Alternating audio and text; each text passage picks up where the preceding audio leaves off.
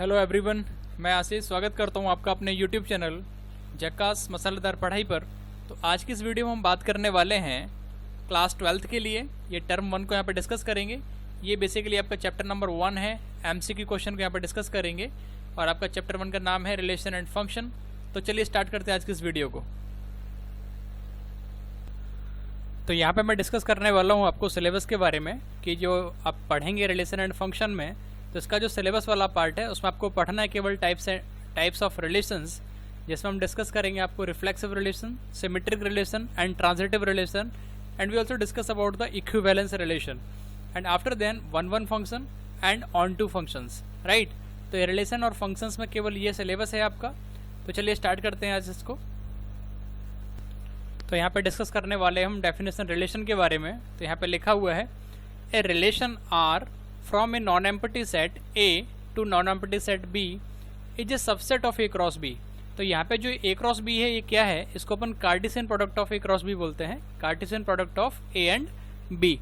इसको किस तरीके से डिफाइन करते हैं कि कोई भी आपका ऑर्डर्ड पेयर ए बी इस प्रकार हो कि स्मॉल ए जो कि पहला एलिमेंट है वो आपका सेट ए से बिलोंग करे और दूसरा एलिमेंट जो बी है वो आपका सेट बी से बिलोंग करे। तो इसलिए अपन इसको बोलते हैं Cartesian product of set A and set B. तो any subset of A cross B का कोई भी सबसेट जो है is a relation from A to B. A से बी के बीच में रिलेशन होगा। इसको अपन जो है इस तरह रिलेट करते हैं, A is related to B when small a belongs to set A and small b belongs to set B. So this R is a relation from A to B. R जो है आपका relation होगा ए से B में if and only if, यदि और केवल यदि R is subset of A cross B. R जो है आपका ए क्रॉस बी का सबसेट हो, यानी रिलेशन जो है ए क्रॉस बी का सबसेट होना चाहिए। Thus we can also write if and only if R is subset of ordered pair of a b such that a belongs to A and b belongs to B. तो ये आपका definition है यहाँ पे relation का, इसको define किया गया है। तो यहाँ पे एक एग्जाम्पल सेट किया हुआ है हमने कि एक एग्जाम्पल लिया है if set A equal to 1 2 3। Set A में आपके 3 एलिमेंट हैं 1 2 एंड 3 और सेट बी में आपके 2 एलिमेंट हैं 4 and 5। Then relation is defined from A cross B. A cross B यहाँ पे क्या है, Cartesian product of A and B. इसको इस तरीके से डिफाइन करते हैं कि A Cartesian product B is equal to ordered pair of a b such that a belongs to set A and b belongs to set B. इस तरीके से उसको डिफाइन करते हैं कार्टेशियन प्रोडक्ट को। तो यहाँ पे आप देख सकते हैं एक सेट अपने पास ए है, दूसरा सेट बी है।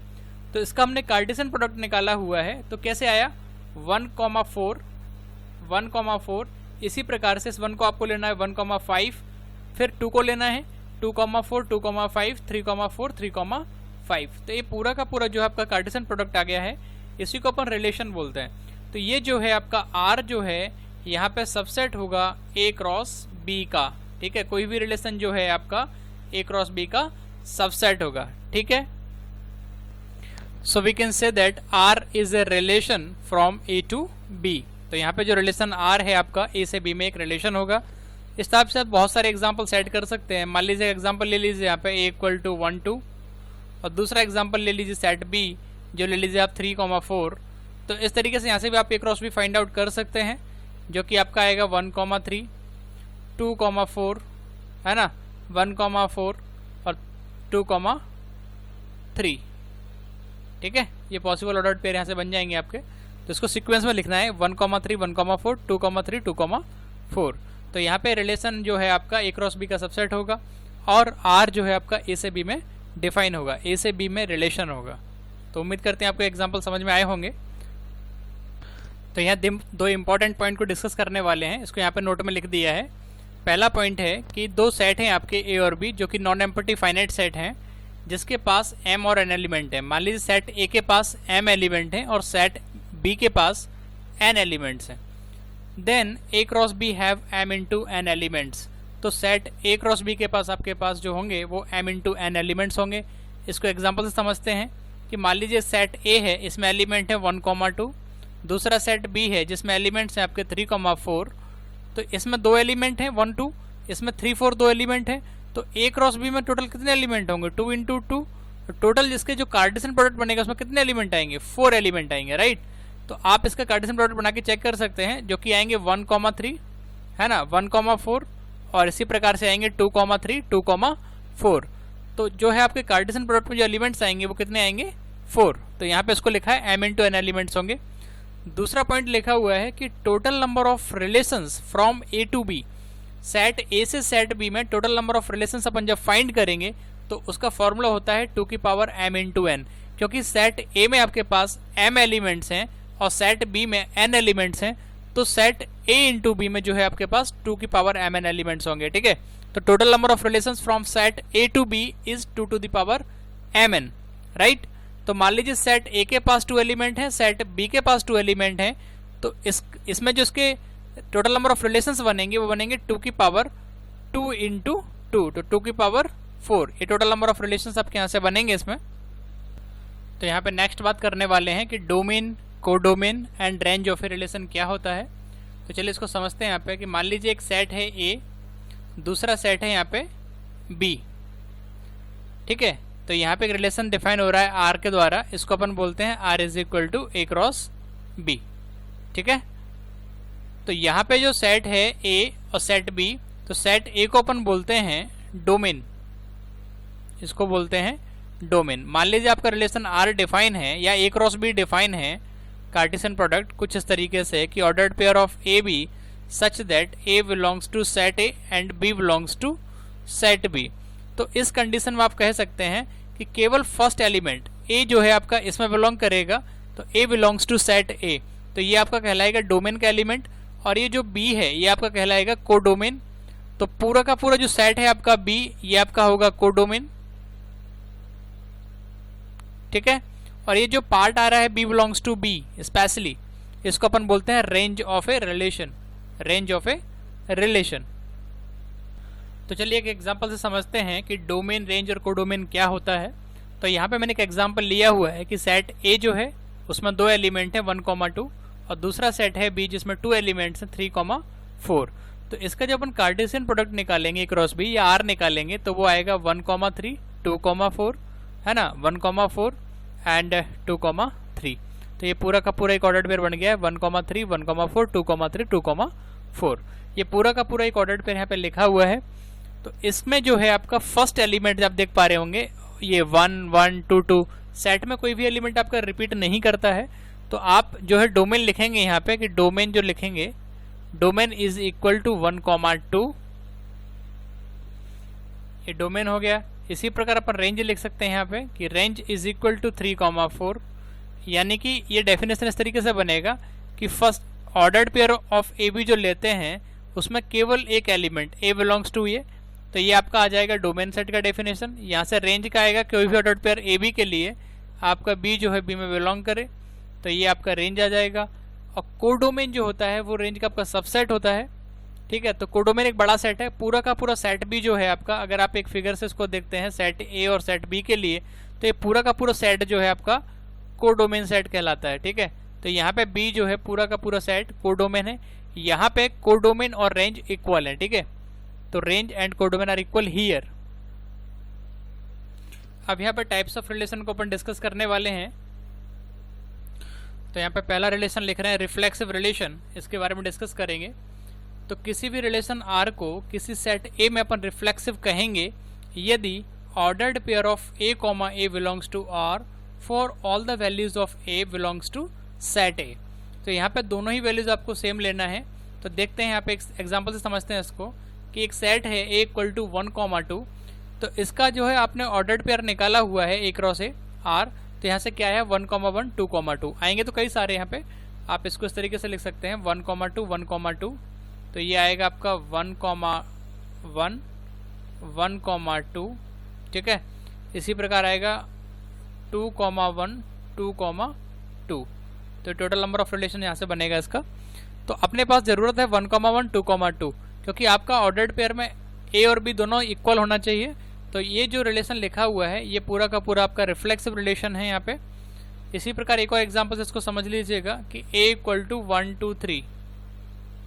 ठीक है, तो मैं अगर इसका रिलेशन लिख रहा हूँ यहाँ पे कि 1,1, 2,2, 3,3 all possible ordered pair which is in this form, right? 1 1 2 2 and 3 3, so this is equal to the reflexive relation. तो ये आपका रिफ्लेक्सिव रिलेशन होल्ड करेगा। इसी प्रकार एक रिलेशन और लिख रहा हूँ मैं यहाँ पे 1 1 2 2। आपको बताना है क्या ये रिलेशन आपका रिफ्लेक्सिव है या नहीं। तो ऑब्वियसली यहाँ पे 3 3 इस रिलेशन में बिलोंग नहीं कर रहा है, तो ये जो है आपका रिलेशन रिफ्लेक्सिव नहीं होगा। ठीक है, तो उम्मीद करते हैं आपको रिफ्लेक्सिव रिलेशन समझ में आया होगा। तो यहाँ पे अगला डेफिनेशन लिख रहे हैं सिमेट्रिक रिलेशन का। तो कोई भी रिलेशन R जो कि सेट A में डिफाइन है उसको हम सिमेट्रिक कहेंगे यदि ordered pair of AB belongs to R है। अगर आपका ऑर्डर्ड पेयर AB R में बिलोंग कर रहा है तो आपका ऑर्डर्ड पेयर जो BA है वो भी R में बिलोंग करना चाहिए। यहाँ आपके A और B हैं, सारे के सारे सेट A से आप ले रहे हैं। तो चलिए इसको एक एग्जाम्पल से समझते हैं यहाँ पे।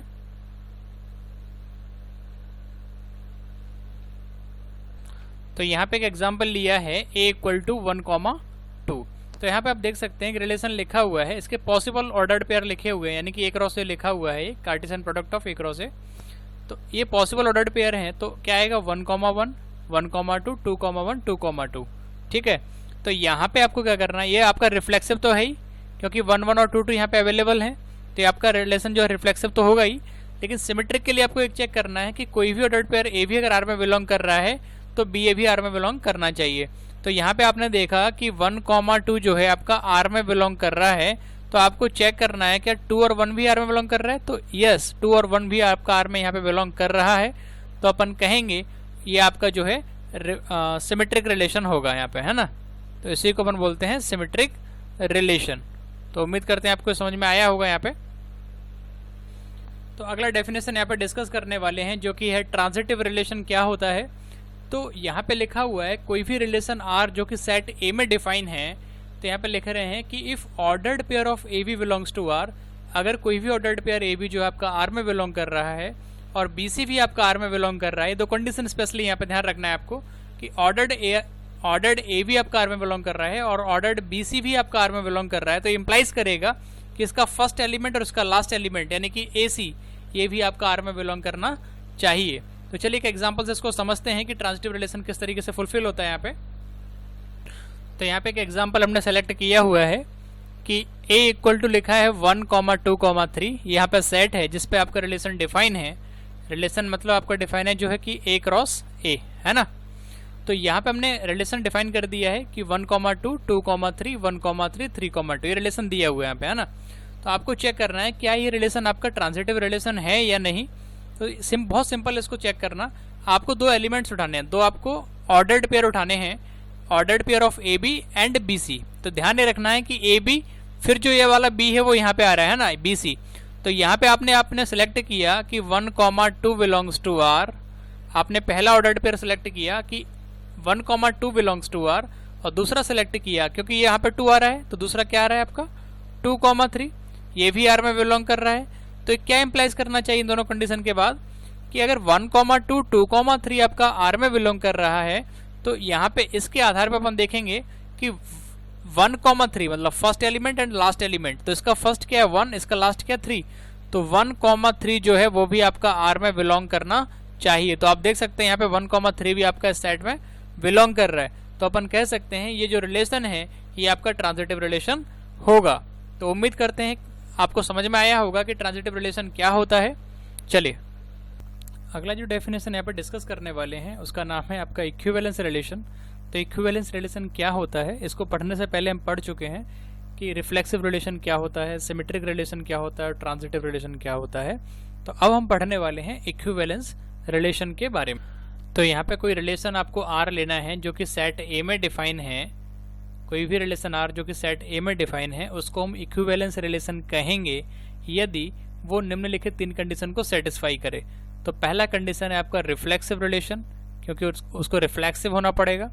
दूसरा कंडीशन है कि आपको यहाँ पे लेना पड़ेगा वो है सिमेट्रिक रिलेशन और तीसरा कंडीशन है ये आपको लेना पड़ेगा ट्रांजिटिव रिलेशन, ट्रांजिटिव रिलेशन। ठीक है, तो रिफ्लेक्सिव रिलेशन को हम यहाँ पे डिस्कस कर चुके हैं क्योंकि ऑर्डर्ड पेयर ऑफ A आपका R में बिलोंग करना चाहिए। सिमेट्रिक रिलेशन क्या होता है कि ordered pair of AB belongs to R, then this implies that B A belongs to R।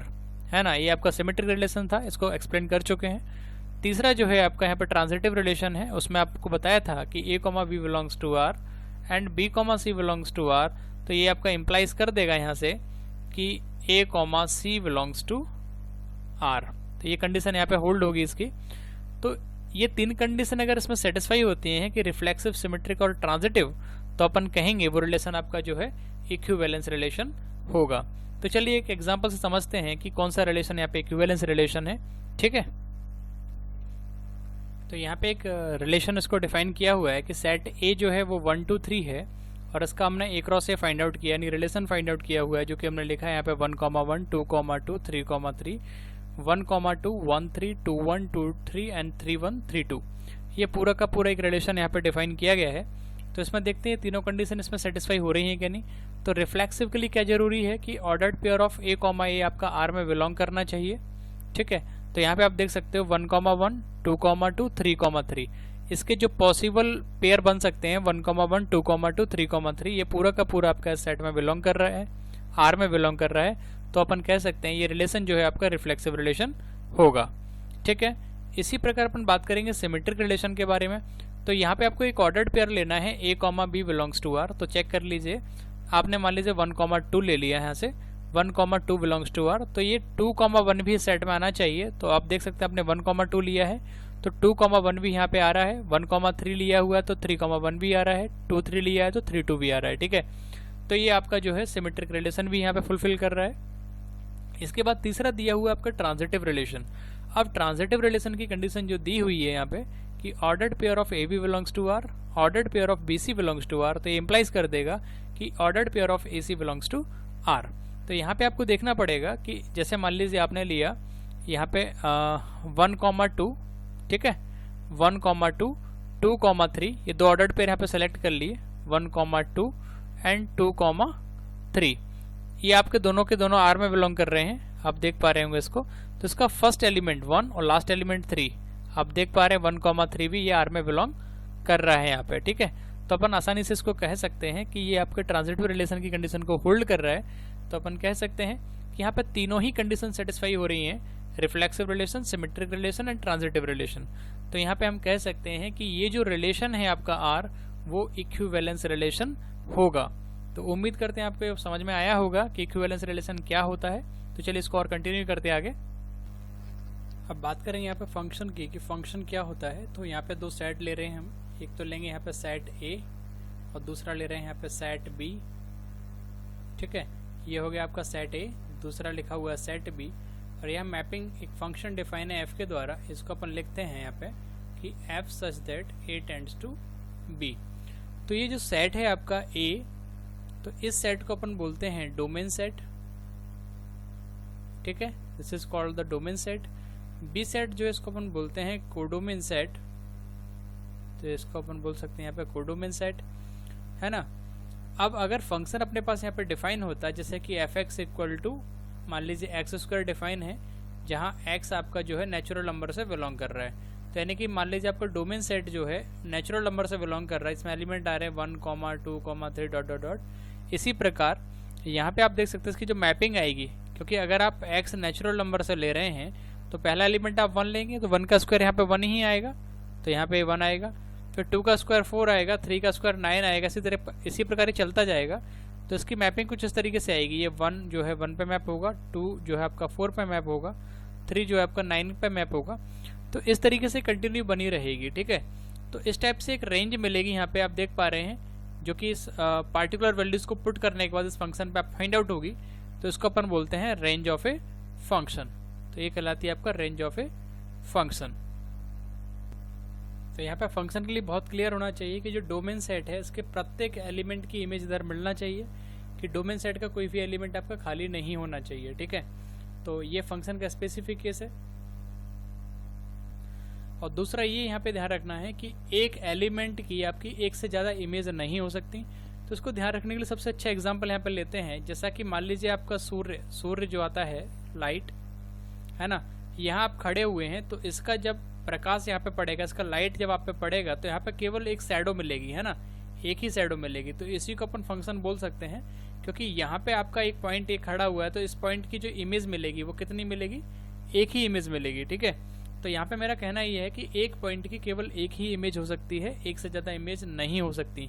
अगर एक से ज़्यादा इमेजेस हैं तो वो फंक्शन नहीं होगा, फिर वो रिलेशन में कन्वर्ट हो जाएगा, राइट। तो यहाँ ध्यान रखना है, एक पॉइंट का एक से ज़्यादा इमेज नहीं हो सकता। दूसरा पॉइंट ये है, क्या दो पॉइंट एक जगह मैप हो सकते हैं, तो यस, दो पॉइंट आपके एक जगह मैप हो सकते हैं।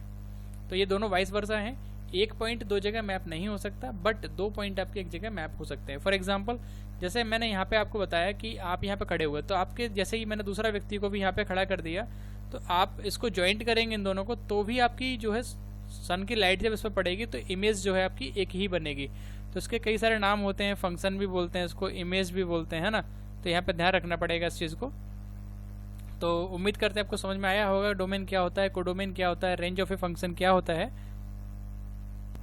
इसके कुछ टाइप्स भी होते हैं, तो उसको अपन बोलते हैं टाइप्स ऑफ फंक्शन, है ना, टाइप्स ऑफ फंक्शंस। अब टाइप्स ऑफ फंक्शन क्या होता है, पहला होता है आपका वन वन फंक्शन, जिसको अपन इंजेक्टिव फंक्शन बोलते हैं। तो यहाँ आपका डोमेन सेट आप देख पा रहे हैं कि डोमेन सेट का प्रत्येक एलिमेंट अगर 1 to 1 अगर मैप हो कोडोमेन सेट के साथ में, तो अपन उसको बोलते हैं one one function. For example, यहाँ पे इसको एक एग्जाम्पल से समझते हैं। तो अब बात करते हैं वन वन फंक्शन क्या होता है। तो एक सेट से समझते हैं इसको यहाँ पे, कि दो सेट हैं आपके, set A and set B, और मैपिंग यहाँ एफ के द्वारा डिफाइन है, जिसको हम रिप्रेजेंट करते हैं f such that A tends to B के द्वारा। तो यहाँ पे इसको अपन कह सकते हैं कि इधर मान लीजिए आपका एलिमेंट्स हैं, 3 एलिमेंट्स हैं, है ना। मान लीजिए एलिमेंट है ए कॉमा बी कॉमा सी, तो इधर एलिमेंट्स हैं आपके 1, 2, 3, ठीक है। तो ये एलिमेंट मान लीजिए यहाँ पे मैप हो रहा है, दूसरा एलिमेंट ये यहाँ पे मैप हो रहा है, तीसरा यहाँ पे मैप हो रहा है। तो आप चेक कर सकते हैं यहाँ का वन एलिमेंट, यहाँ के वन एलिमेंट से मैप है, आप देख सकते हैं इसको क्लियरली। और डोमेन सेट का कोई भी एलिमेंट खाली भी नहीं बच रहा है, तो अपन कह सकते हैं कि ये जो फंक्शन है वो आपका 1 to 1 पे मैप हो रहा है, इसलिए इसको अपन बोलेंगे वन वन फंक्शन या 1 to 1 फंक्शन, ठीक है। इसको अपन इंजेक्टिव फंक्शन भी बोलते हैं, ठीक है। ग्राफिकली अगर अपन इसको किसी को ड्रॉ करते हैं, तो अपन चेक करते हैं कि एक्स एक्सिस के पैरेलल एक लाइन खींचते हैं, वो इस लाइन को कितने केवल एक पॉइंट पे टच करना चाहिए, तो उसको अपन बोलते हैं फंक्शन आपका 1 1 होगा, ठीक है। तो ये ग्राफिकली इसको चेक करने का तरीका होता है। दूसरा, इसको नॉर्मली कैसे चेक करते हैं, तो उसको देखते हैं। तो यहाँ पे किसी भी फंक्शन को आपको 1 1 प्रूफ करने के लिए 2 कंडीशन याद रखना चाहिए। तो इसको और लिखते हैं, या तो आप इसको याद रख लीजिए या इसको याद रख लीजिएगा, कि मान लीजिए आपका दिया हुआ है f x equal to x, ठीक है। तो इसको कैसे प्रूफ करेंगे इक्वल टू बी, तो आपको लेकर चलना है एफ ए, तो यहाँ से एफ ए का वैल्यू ए आएगा, इसी प्रकार एफ बी इसका वैल्यू बी आएगा, क्योंकि यहाँ पे हमने फंक्शन जो डिफाइन किया वो f x equal to x यानी आइडेंटिटी फंक्शन है। तो अपन इसको कैसे प्रूफ करेंगे, देख सकते हैं f a equal to f b जब अपन लेके चलेंगे इस कंडीशन को, तो अपन इम्प्लाइज कर पाएंगे कि ए इक्वल टू आपका बी आ रहा है for all the values of a b belongs to set A, मतलब डोमेन सेट, है ना। या दूसरा कंडीशन ये है कि आप a is not equal to B, a is not equal to b लेके चलें और प्रूफ कर दें कि f a is not equal to f b. तो ये दोनों कंडीशन जो है आपकी यूज करते हैं अपन 1 1 फंक्शन को प्रूफ करने के लिए, ठीक है। तो कोई फंक्शन आपको गिवन होगा, उस फंक्शन को 1 1 प्रूफ करने के लिए इन दोनों कंडीशंस का अपन यूज करते हैं, ठीक है। यहाँ पे कुछ इंपॉर्टेंट पॉइंट्स हैं जो कि आपको याद रखने हैं। पहला पॉइंट है इसमें 1 1 फंक्शन के लिए स्पेशली, कि कोई सेट ए है जिसमें आपके m एलिमेंट्स हैं, दूसरा सेट कोई b है जिसमें यहाँ पे n एलिमेंट्स हैं, और कंडीशन ये है कि m जो है less than equal to n है। तो टोटल नंबर ऑफ 1 1 फंक्शन या total number of injective functions from set a to b is given by NCM multiply by factorial m। तो यहाँ पे C स्टैंड्स फॉर कॉम्बिनेशन के लिए use होता है, NCM multiply by factorial m, या फिर दूसरा फॉर्मूला है n परम्यूटेशन m। तो या तो आप इसको यूज कर सकते हैं या अपन इसको भी यूज कर सकते हैं। तो ये फॉर्मूला है, क्वेश्चन आपको दिया जाएगा। फॉर एग्जांपल मैं आपको यहाँ पे एक दे देता हूँ कि मान लीजिए सेट ए में आपके एलिमेंट्स हैं 2 और सेट कोई बी है जिसमें एलिमेंट्स हैं मान लीजिए 3, है ना। तो कंडीशन क्या है यहाँ पे कि m जो है less than equal to n है, राइट। तो यहाँ पे ये ध्यान रखना है कि m जो है आपका less than equal to n लेना है आपको। तो total number of 1 1 function from a to b is given by NCM multiply by factorial m। तो यहाँ पे इसको किस तरीके से लिखेंगे अपन कि 2C3 multiply by factorial m मतलब फैक्टोरियल 2, ठीक है। कॉम्बिनेशन के फॉर्मूले से इसको यूज करके सॉल्व करना है, उसके बाद इसका वैल्यू फाइंड आउट करना है। तो इस तरीके से इसको सॉल्व करते हैं। दूसरा पॉइंट है यहाँ पे बहुत इंपॉर्टेंट है कि कोई भी सेट ए है जिसमें नंबर ऑफ एलिमेंट्स n है, then the number of one one functions defined from A onto itself is given by factorial n। तो ये फॉर्मूला याद रखना है, क्वेश्चन इस पे बेस्ड बनेंगे, ऑब्जेक्टिव्स एमसीक्यू क्वेश्चन इस पे बहुत सारे बनने वाले हैं, तो ये जो इंपॉर्टेंट कीवर्ड्स हैं इनको आपको ध्यान रखना पड़ेगा, ठीक है। तो चलिए आगे कंटिन्यू करते हैं इसको। तो यहाँ पे एक चीज लेकर हैं, हाउ टू चेक इंजेक्टिविटी और वन वन फंक्शन को कैसे प्रूफ करते हैं, चेक कैसे करते हैं। चलिए इसको देखते हैं, यहाँ पे कुछ एल्गोरिथम इसका। तो ये इसका यहाँ पे एल्गोरिथम लिखा हुआ है कि आपको दो एलिमेंट सेलेक्ट करना है डोमेन सेट से, डोमेन ऑफ ए फंक्शन से, उसके बाद आपको पुट करना है fa equal to f b और प्रूफ कर देना है a is equal to b. जहाँ से आपके a और b हैं वो कहाँ से बिलोंग कर रहे हैं, डोमेन सेट से, ठीक है। तो इसका वन वन फंक्शन को चेक करने का ये रूल होता है, एल्गोरिथम होता है, इस तरीके से इसको अपन सॉल्व भी करते हैं, ठीक है। तो आगे इसको कंटिन्यू करेंगे। अब बात कर रहे हैं हम ऑन टू फंक्शन का, कि ऑन टू फंक्शन क्या होता है। इसको अपन सर्जेक्टिव फंक्शन भी बोलते हैं, सर्जेक्टिव फंक्शन, ठीक है। वन वन को जैसे अपन ने इंजेक्टिव बोला था उसी प्रकार यहाँ पे ऑन टू फंक्शन को जो है अपन बोलेंगे सर्जेक्टिव फंक्शन, ठीक है। तो चलिए इसको समझते हैं यहाँ पे कि मान लीजिए आपके पास एक सेट है, ये आपका ए सेट है, दूसरा सेट है यहाँ पे कोई 20 जो कि यहाँ पे दिया हुआ है, तो इसको डिफाइन कर रहे हैं एफ के द्वारा। तो आप इसको लिख सकते हैं f such that A tends to B. तो ए जो है आपका डोमेन सेट है, ये जो है आपका डोमेन सेट है, बी जो है आपका कोडोमेन सेट है। तो यहाँ पे आपको क्या करना है कि मान लीजिए मैं यहाँ पे एलिमेंट ले रहा हूँ 1, 2, 3 और यहाँ पे एलिमेंट ले रहा हूँ a, b, c। तो यहाँ पे क्या करना है, कोडोमेन सेट को चेक करना है। कोडोमेन सेट के प्रत्येक एलिमेंट की जो है प्री इमेज इस डोमेन सेट में मिलना चाहिए, इस डोमेन सेट में मिलना चाहिए। तो मान लीजिए मैं इसको इस तरीके से कनेक्ट कर रहा हूँ, 1 a पे जा रहा है, 2 b पे जा रहा है और 3 c पे जा रहा है, ठीक है। तो आप देख सकते हैं कि कोडोमेन सेट के प्रत्येक एलिमेंट्स के लिए इधर एक प्री इमेज मिल रही है, तो अपन इसको बोलेंगे ऑन टू फंक्शन। क्योंकि आपको ये लग रहा हो सर ये तो वन वन फंक्शन भी है, तो ऑब्वियसली ये फंक्शन आपका वन वन भी है, क्योंकि इसकी जो मैपिंग है वो 1 to 1 मिल रही है, इसलिए इसको अपन वन वन मैपिंग भी कहेंगे।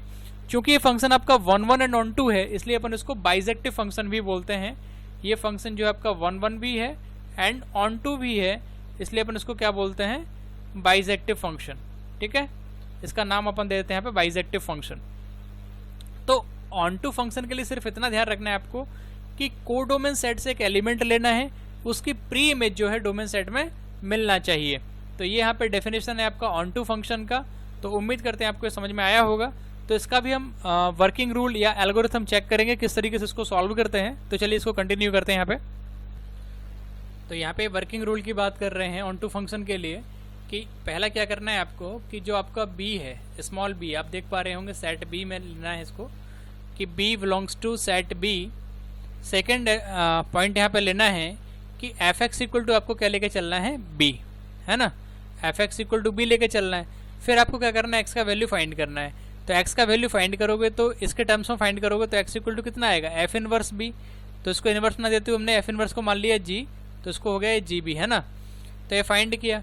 तो यहाँ पे सिंपल सा मतलब है कि for all values of b belongs to b, इस सेट के प्रत्येक वैल्यूज के लिए x इक्वल टू जी वी इन a में मिलना चाहिए। तो इसका सीधा सा मतलब है कि सेट b यानी कोडोमेन सेट से कोई भी एलिमेंट उठाओ, उसकी जो प्री इमेज है सेट a में मिलना चाहिए। तो ये इसका वर्किंग रूल होता है क्वेश्चन को सॉल्व करने के लिए, ऑन टू फंक्शन को सॉल्व करने के लिए। तो चलिए इसको कंटिन्यू करते हैं यहाँ पे। अब बात करते हैं कि इनटू फंक्शन क्या होता है। तो बहुत आसान है ये आपका सेट A है यहाँ पे, और दूसरा सेट ये आपका B है। इसको यहाँ पे लिख सकते हैं set A and set B। Mapping F के द्वारा डिफाइन हो रहा है, इसको सेम एज इट इज लिखना है, F A tends to B। तो यहाँ पे मान लीजिए कुछ एलिमेंट हम ले रहे हैं 1 2 3, ठीक है, और यहाँ पे एलिमेंट ले रहे हैं A B C and D, A B C और D। तो मान लीजिए इसकी मैपिंग ये यहाँ पे मिल रही है, इसकी मैपिंग यहाँ पे मिल रहा है, इसका मैपिंग मान लीजिए ये यहाँ पे मिल रहा है, और एक एलिमेंट आप देख पा रहे हैं यहाँ पे एम्प्टी बच रहा है। कोडोमेन सेट का एक एलिमेंट यहाँ पे खाली बच रहा है। इसके लिए ना तो इधर प्रीमेज मिल रही है, ना ही इधर का एलिमेंट कोई इधर कनेक्टेड है। डोमेन सेट का कोई भी एलिमेंट इधर कनेक्टेड नहीं है इस पॉइंट पे, है ना। तो ये पॉइंट खाली है। इस केस के लिए इसको अपन बोलते हैं, ये जो आपका फंक्शन है इसको अपन बोलते हैं इनटू फंक्शन। तो इसका सीधा सा मतलब ये है कोडोमेन सेट का कम से कम कोई एक ऐसा पॉइंट हो जो एम्प्टी हो, जिसके लिए कोई प्री इमेज साइड नहीं मिल रही हो, जिसके लिए प्री इमेज डोमेन सेट में नहीं मिल रही हो, तो इसको अपन बोलते हैं इनटू फंक्शन, ठीक है। तो आपको समझ में आया होगा इनटू फंक्शन क्या होता है। तो चलिए इसके बाद बात करेंगे मैनी वन। इसका फोर्थ पॉइंट है मैनी वन फंक्शन, यही इसको डिस्क्राइब कर देता हूँ, मैनी वन फंक्शन।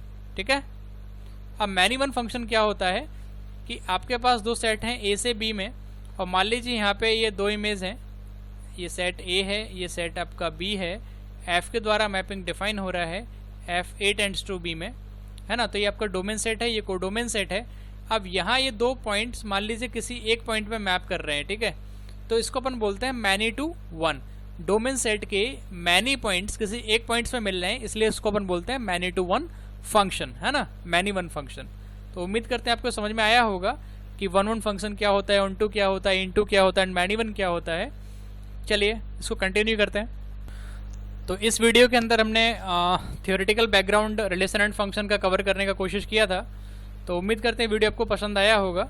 मुझे कमेंट सेक्शन में जाकर जरूर बताएं कि आपको वीडियो कैसा लगा। इसके बाद जो सेकंड लेक्चर होगा वो मैं स्पेशली आपके एमसीक्यू क्वेश्चंस पर लेके आ रहा हूँ। तो अगली वीडियो जो होगी एमसीक्यू क्वेश्चन पर बेस्ड होगी। बहुत सारे एमसीक्यू क्वेश्चन वहाँ पे अपन प्रैक्टिस करने वाले हैं, तो वीडियो के साथ कनेक्टिविटी बनाए रखें। तो यहाँ पे मैथमेटिक्स मेरे द्वारा पढ़ाया जा रहा है, और फिजिक्स सौरभ सर पढ़ाएंगे आपको, और केमिस्ट्री जो है आर के सर पढ़ाएंगे। तो बहुत ही ब्रिलियंट, बहुत ही शानदार टीचर हैं। उम्मीद करते हैं आपको ये वीडियो पसंद आया होगा। Thanks for watching this video. Thank you.